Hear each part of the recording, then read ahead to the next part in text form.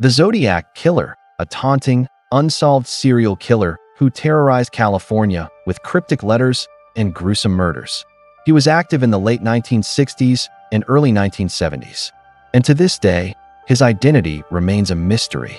The case is officially cold, but amateur sleuths continue to pore over the scant evidence in hopes of finally solving it. What we know about the killer is largely thanks to the many letters he sent to the police and press. In these letters, he boasted about his crimes and taunted investigators with details about his latest kill. He even went so far as to include a coded message in one of his letters, which he claimed would lead to his capture. The code was never broken, and the killer was never caught. What makes the Zodiac Killer case so fascinating is the sheer amount of evidence that he left behind. There are hundreds of pages of letters, as well as physical evidence from the crime scenes. Despite all of this, the killer's identity remains a mystery. One of the most famous aspects of the Zodiac Killer case are the ciphers he left behind. In total, there were 3 ciphers, one of which has never been solved. The first cipher was included in a letter to the San Francisco Chronicle. The killer bragged in the letter that he had committed 5 murders, but then slipped into cipher, writing, "I have 25 more to go." The letter stumped investigators for months until it was finally cracked by a couple of amateur sleuths. The decoded message read, "This is the first book in a series of 4 books. This book contains 13 chapters." It was a reference to a book called The 13th Chapter, which was a true crime book about a serial killer named Richard Ramirez. Ramirez was also a cryptogram aficionado and had even written his own cipher in a story about him published in Reader's Digest. The Zodiac Killer may have been trying to throw off investigators by using a cipher that was similar to Ramirez's.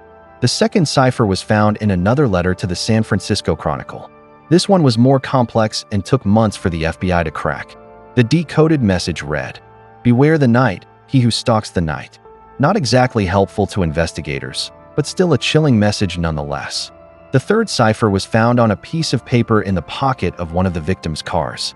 It has never been solved and may be the key to finally catching the Zodiac Killer. Amateur sleuths have come up with some interesting theories about what the cipher might mean, but nothing has been confirmed. One of the most popular theories is that the Zodiac Killer was actually a group of people, not just one individual. This theory is based on the fact that there were several people involved in creating the ciphers, which is evidenced by different handwriting on the documents. It's also possible that the different handwriting is simply that of accomplices helping the killer compose his messages. But the theory persists that the killer was actually a group of serial killers.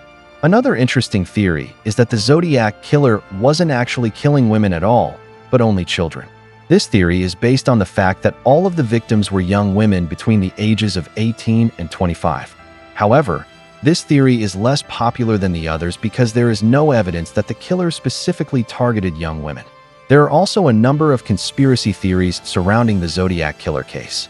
Some people believe that the police are actually covering up the killer's identity because he's a high-profile person. Others believe that the CIA was actually behind the killings. However, there is no evidence to support either of these claims. So who was the Zodiac Killer? We may never know for sure, but that hasn't stopped people from trying. Every year, new evidence is uncovered in the case and new theories are proposed. Hopefully, one day we will finally learn the truth about this elusive serial killer. Thank you for watching. If you enjoyed the video, please like and share. Don't forget to subscribe for more videos on serial killers.